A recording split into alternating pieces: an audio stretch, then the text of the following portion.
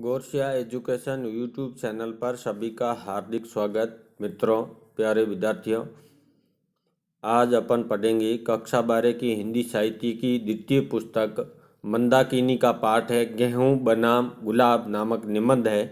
इस निबंध के लेखक हैं रामवृक्ष बेनीपुरी। इस पाठ के महत्वपूर्ण प्रश्नोत्तर पढ़ेंगे जो कि नए सिलेबस के अनुसार हैं। नवीनतम पाठ्यक्रम जो माध्यमिक शिक्षा बोर्ड राजस्थान अजमेर द्वारा जारी किया गया है उस सिलेबस के अंतर्गत ये पाठ आता है। तो इस पाठ के महत्वपूर्ण प्रश्नोत्तर करेंगे। पहला प्रश्न है, मैदान जोते जा रहे हैं, बाग उजाड़े जा रहे हैं, किसके लिए आया है? गेहूं के लिए, गुलाब के लिए, शांति के लिए, खुशी के लिए। तो मैदान जोते जा रहे हैं, बाग उजाड़े जा रहे हैं, गेहूं के लिए आया है। ये वाक्य किसके लिए आया है? गेहूं के लिए आया है।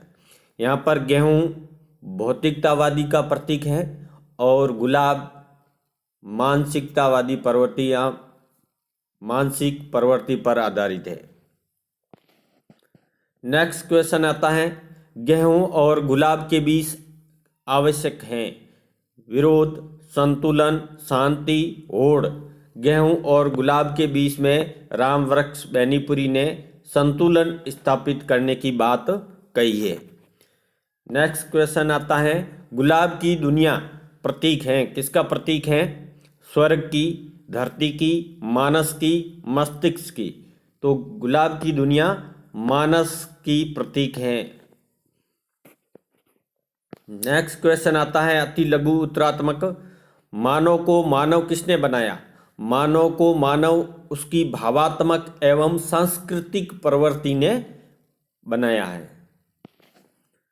नेक्स्ट क्वेश्चन है, मानव शरीर में सबसे नीचे का स्थान क्या है? मानव शरीर में सबसे नीचे का स्थान पेट है। नेक्स्ट क्वेश्चन है, लेखक के अनुसार आने वाली दुनिया को हम कौन सी दुनिया कहेंगे? लेखक रामवृक्ष बेनीपुरी के अनुसार आने वाली दुनिया को हम गुलाब की अर्थात भावात्मक एवं सांस्कृतिक प्रवृत्ति की दुनिया कहेंगे। नेक्स्ट क्वेश्चन आता है लघु उत्तरात्मक है, गेहूं और गुलाब का संबंध किनसे है? गेहूं का संबंध मनुष्य के शरीर के पुष्ट होने अर्थात उसकी भौतिक सुख सुविधाओं से है और गुलाब का संबंध उसके मन अर्थात उसके भावात्मक एवं मानसिक आनंद से है। नेक्स्ट क्वेश्चन आता है, अब गुलाब गेहूं पर विजय प्राप्त करे से क्या तात्पर्य है? तात्पर्य यह है, अब समय है जब मनुष्य अपनी भूख और भौतिक सुख साधनों की समृद्धि से सुख प्राप्त होने की कल्पना को त्याग कर मानसिक सुख शांति को प्राप्त करने का प्रयास करे, नवीनीकरण द्वारा भौतिक प्रवृत्तियों पर विजय प्राप्त करे। नेक्स्ट क्वेश्चन आता है, लेखक के अनुसार राक्षसता क्या है? उत्तर इस प्रकार होगा, राक्षसता से लेखक का अभिप्राय उन दूषित मानसिक प्रवृत्तियों वाले लोगों से हैं जो दूसरों की बहू बेटियों पर बुरी नजर रखते हैं, गरीबों का शोषण करते हैं, न खाने योग्य पदार्थों का सेवन करते हैं, संपन्न होते हुए भी और अधिक पाने की लालसा से ग्रसित होते हैं। अगले प्रश्न करने से पहले मैं फिर एक बार रिक्वेस्ट करता हूं, जिन्होंने चैनल को सब्सक्राइब नहीं किया है चैनल को सब्सक्राइब कर ले, बेल आइकन को प्रेस कर दे ताकि नए आने वाले वीडियो का नोटिफिकेशन आपको शीघ्र ही मिल सके। जो कि नवीन पाठ्यक्रम है उन्हीं के अनुसार सिलेबस करवाया जा रहा है। नेक्स्ट क्वेश्चन आता है, निम्नात्मक प्रश्न है, गेहूं और गुलाब की प्रतीकात्मकता स्पष्ट कर लेखक के उद्देश्य पर प्रकाश डालिए। गेहूं और गुलाब दोनों का ही मानव जीवन में महत्व है। मानव के लिए पेट और मस्तिष्क दोनों ही उपयोगी है। गेहूं खाने के काम आता है, इससे हमारा शरीर पुष्ट होता है। अतः गेहूं हमारी भूख और आर्थिक प्रगति का द्योतक है। गुलाब को हम सूंघते हैं, इससे हमारा मन पुलकित होता है, इसलिए गुलाब हमारी संस्कृति का प्रतीक है।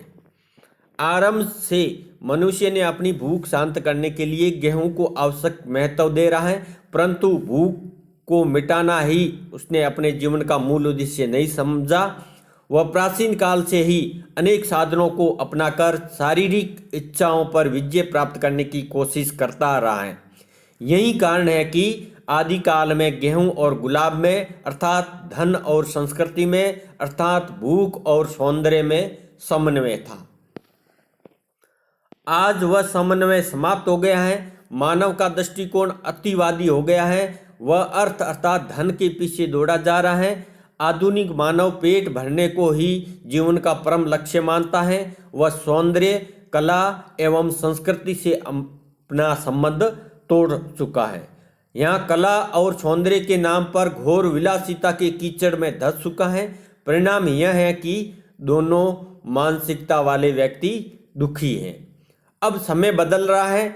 भौतिकतावादी भावना जगत से अब समाप्त होने वाली है और शीघ्र ही वह युग आने वाला है जो आध्यात्मिकता पर आधारित मानसिक भावों को महत्व देगा।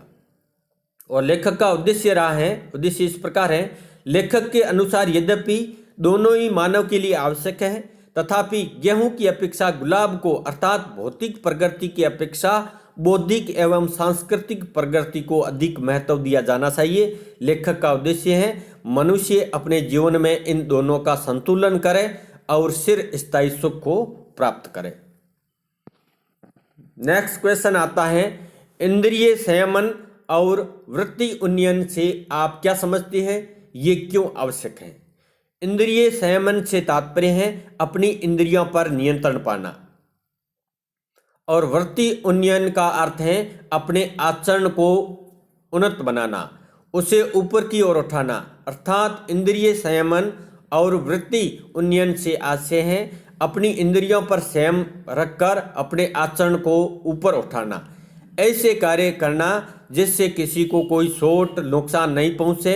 इंद्रिय संयमन के द्वारा मनुष्य को अपनी दुष्प्रवृत्तियों पर नियंत्रण रखने में सहयोग मिलेगा। इंद्रियों पर संयम रखना सबसे कठिन कार्य है। बड़े बड़े ऋषि मुनि भी अपनी इंद्रियों को काबू में रखने में असफल रहे, उनकी तपस्याएं भंग हो गई। वर्तमान में भी सत्य, अहिंसा, अस्तेय, प्रेम, कर्तव्यनिष्ठा, ईमानदारी और भाईचारे का उपदेश देने वाले महात्मा गांधी हम स्वयं का जिनका सबसे बड़ा अनुयायी मानते हैं, इंद्रियों पर संयम रखने में असफल हैं। संयमन से दुष्प्रवृत्तियां नियंत्रित होने के स्थान पर बढ़ती हैं। अंततः इंद्रिय संयमन से अच्छा उपाय है अपनी वृत्तियों को ऊर्ध्वमुखी बनाना, उनकी दिशा बदलना, मन में स्थित वृत्तियों को ऐसी दिशा पर ले जाना जिससे मनुष्य के सच्चरित्र का निर्माण हो सके।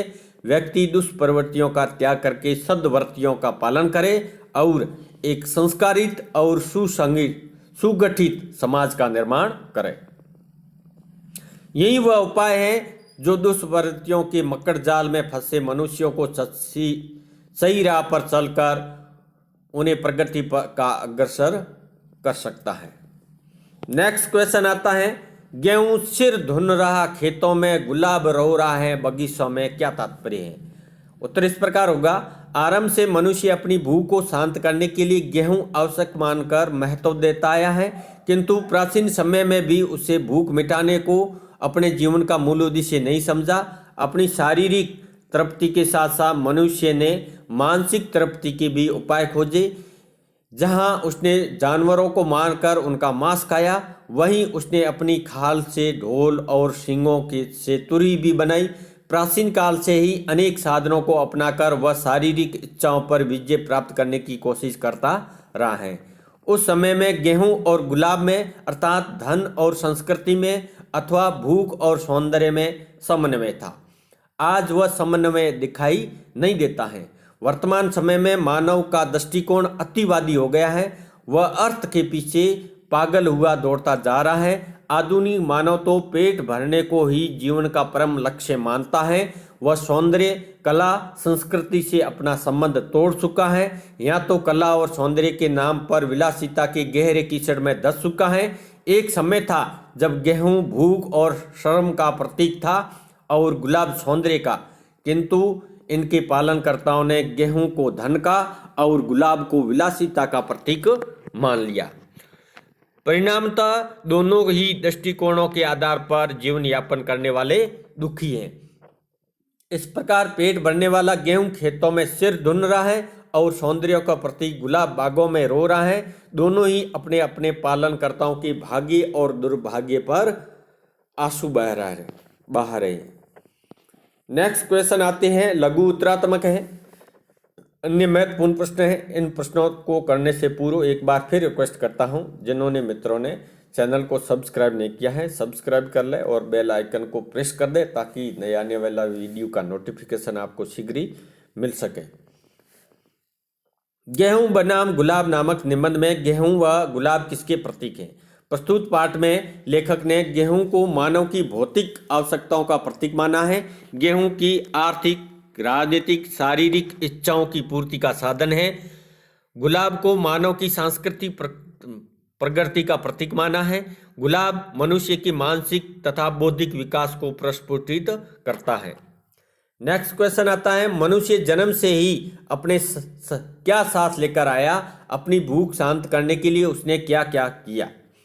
मनुष्य जन्म से ही अपने साथ भूख और प्यास लेकर आया। अपनी भूख को शांत करने के लिए उसने माँ का स्तनपान किया, वृक्षों को झकझोरा। अपनी भूख को शांत करने के लिए उसने कीट पतंग, पशु पक्षी किसी को भी नहीं छोड़ा। नेक्स्ट क्वेश्चन आता है, मैदान जोते जा रहे हैं और बाग उजाड़े जा रहे हैं, किसके लिए आया है? लिखिए।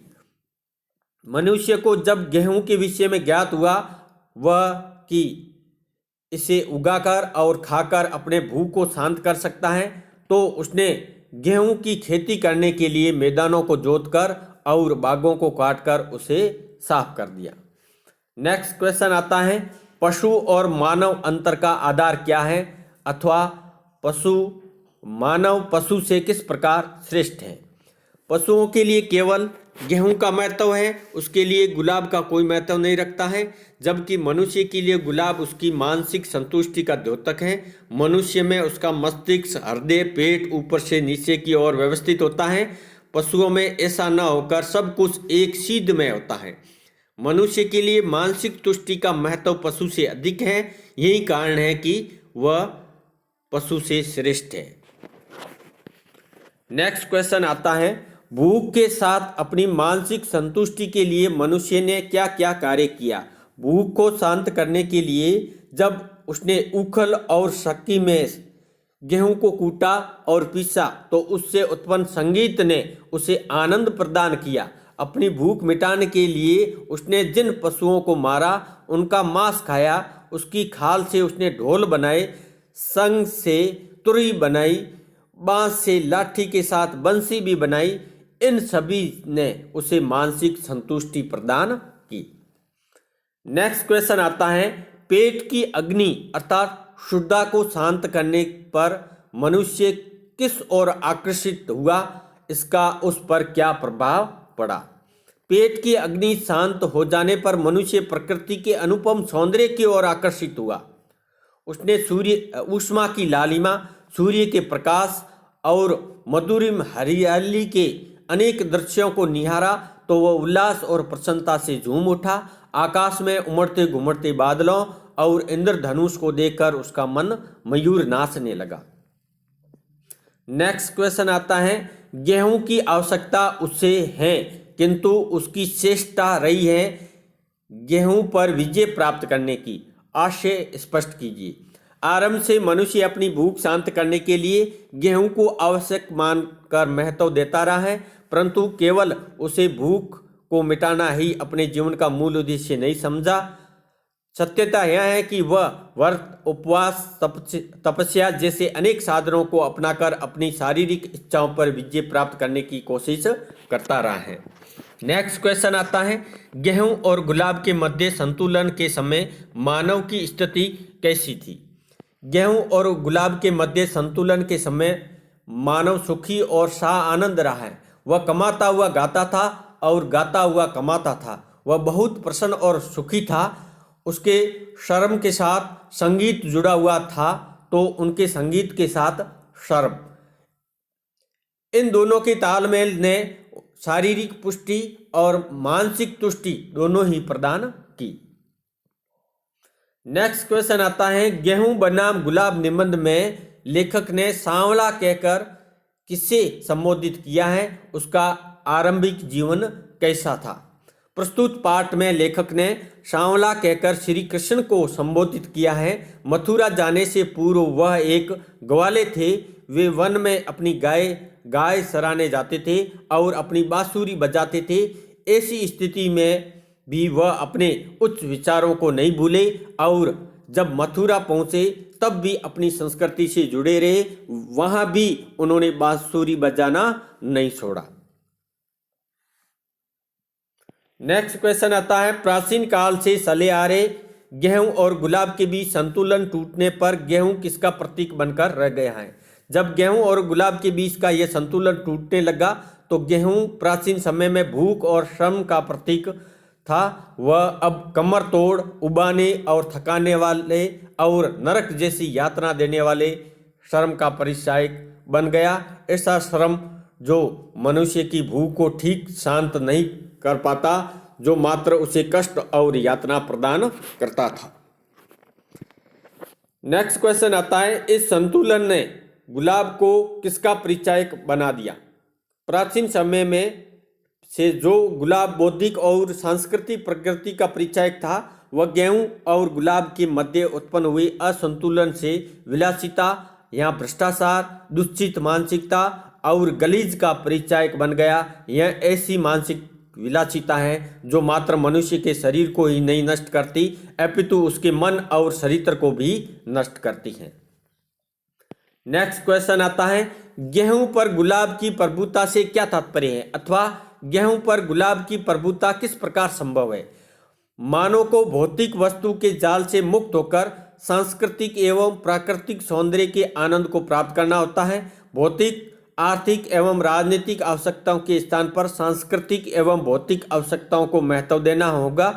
उसे मानसिक आवश्यकताओं का स्तर शारीरिक आवश्यकताओं के स्तर से ऊंचा उठाना होगा, तभी गेहूं पर गुलाब की प्रभुता संभव होगी। नेक्स्ट क्वेश्चन आता है, विज्ञान ने हमें गेहूं और मनुष्य की भूख के बीच में क्या क्या जानकारियां प्रदान की हैं। वर्तमान समय में विज्ञान ने हमें गेहूं के स्वरूप के विषय में बताया कि एक विशेष प्रक्रिया के माध्यम से आकाश और पृथ्वी के तत्व पौधों की बालियों में एकत्र होकर गेहूं बन जाते हैं। वही मनुष्य में स्थित चिर बुभुक्षा अर्थात सदैव बनी रहने वाली भूख इन्हीं तत्वों की कमी का परिणाम है। नेक्स्ट क्वेश्चन आता है, कौन सी बात हस्तामलकवत के समान कब सिद्ध होकर रहेगी। इस दिशा में विज्ञान किस प्रकार योगदान दे सकता है। मनुष्य के जीवन में गेहूं से अधिक गुलाब की उपयोगिता है। भौतिक आवश्यकताओं से अधिक मानसिक तुष्टि आवश्यक है। एक न एक दिन यह बात अवश्य सिद्ध होकर रहेगी जब मनुष्य का ध्यान गेहूं अर्थात भौतिक संसाधनों को जुटाने से होने वाले असाध्य कष्टों की ओर जाएगा। यह बात स्वतः ही सिद्ध हो जाएगी। इसके लिए विज्ञान को सृजनशील बनना होगा, उसे जीवन की समस्याओं पर ध्यान देना होगा। नेक्स्ट क्वेश्चन आता है, लेखक के अनुसार गेहूं पर विजय किस प्रकार प्राप्त की जा सकती है। लेखक के अनुसार गेहूं पर विजय सभी भौतिक वृत्तियों में नवीनीकरण द्वारा प्राप्त की जा सकती हैं, अर्थात विज्ञान के माध्यम से ऐसे उत्तम किस्म के खाद, बीज और सिंचाई और जुताई के उन्नत तरीके इजाद किए जाए जिससे गेहूं की समस्या पर पूर्णतः समाधान हो जाए और संपूर्ण विश्व में गेहूं हवा और पानी के समान सभी को उपलब्ध हो। नेक्स्ट क्वेश्चन आता है, प्रस्तुत पाठ में लेखक द्वारा उल्लेखित सोने की नगरी कौन सी है, वहां के निवासी कैसे थे और क्या कहलाते थे। प्रस्तुत पाठ में लेखक द्वारा उल्लेखित सोने की नगरी राक्षस राज रावण की नगरी लंका है, जो स्वर्ण निर्मित है। इस नगरी के निवासी दुराचारी निशाचर थे। ये लोगों का खून पीते थे, दिन में सोते थे और रात्रि में भोजन की तलाश करते थे। दूसरों की बहु बेटियों का अपहरण करने में इन्हें तनिक भी संकोच नहीं होता था। ये सभी राक्षस कहलाते हैं। नेक्स्ट क्वेश्चन आता है, लेखक इंद्रिय संयमन को कैसा मानता है, लिखिए। लेखक का मानना है इंद्रिय संयमन के द्वारा मनुष्य की दुष्प्रवृत्तियों पर नियंत्रण नहीं किया जा सकता है। इंद्रियों पर संयम रखना आसान काम नहीं है। वह मानता है कि इसमें दुष्वृत्तियां नियंत्रित होने के स्थान पर बढ़ेगी और हम संयम की बात पर जितना जोर देंगे समाज में उतना ही कदाचार बढ़ेगा। वर्तमान में किसकी दुनिया समाप्त होने की कगार पर है? वर्तमान में गेहूं अर्थात भौतिकता की दुनिया समाप्त होने वाली है। मनुष्य की ने स्वार्थवंश जिस भौतिकता को अपनाया है उसी ने उस पर आर्थिक एवं राजनीतिक रूप से राज्य करना प्रारंभ कर दिया है और उनका शोषण करने लगा है। किंतु अब यह भौतिकवादी भावना संसार से नष्ट होने वाली है और जल्द ही नए युग का आरंभ होने वाला है। नेक्स्ट क्वेश्चन आता है, लेखक के अनुसार किसकी दुनिया आरंभ होने जा रही है? यह दुनिया कैसी होगी? लेखक के अनुसार गुलाब की अर्थात सांस्कृतिक और भौतिक प्रगति की दुनिया आरंभ होने जा रही है। यह दुनिया संतोष प्रदान करने वाली होगी। इस दुनिया में मन को संतोष मिल सकेगा और मानव संस्कृति विकसित हो सकेगी। हम शरीर को बाह्य आवश्यकताओं के बंधन से मुक्त हो सकेंगे और हमारे मन में आध्यात्मिक शांति का नया संसार विकसित होगा। नेक्स्ट क्वेश्चन आता है, शो के दीदार अगर हैं तो नजर पैदा कर भाव स्पष्ट कीजिए। उत्तर इस प्रकार होगा, जल्द ही संसार से भौतिक युग समाप्त हो जाएगा और लोग धन अर्थात अपने स्वार्थों की महत्व देने के स्थान पर श्रेष्ठ और महान विचारों तथा प्रेम और सौहार्द पर आधारित भावनाओं को महत्व देना प्रारंभ कर देंगे। शारीरिक भूख और तृप्ति के स्थान पर मानसिक संतोष और भावनाओं की संतुष्टि पर अधिक बल दिया जाएगा। संपूर्ण संसार सुखमय हो जाएगा। या यदि कोई आने वाले ऐसे सुनहरे युग को देखना है और महसूस करना है तो उसे स्वयं में प्रत्यक्षीकरण की प्रबल जिज्ञासापूर्ण दृष्टि उत्पन्न करनी होगी। तो विद्यार्थियों, ये गेहूं बनाम गुलाब पाठ जो राम वृक्ष बैनीपुरी का निबंध है, इस पाठ के महत्वपूर्ण प्रश्नोत्तर इस वीडियो के माध्यम से कराए गए। आपको कैसे लगे कमेंट्स बॉक्स में कमेंट्स कीजिए। वीडियो को लाइक करें, शेयर करें और जिन्होंने चैनल को सब्सक्राइब नहीं किया है वे चैनल को सब्सक्राइब कर लें। धन्यवाद।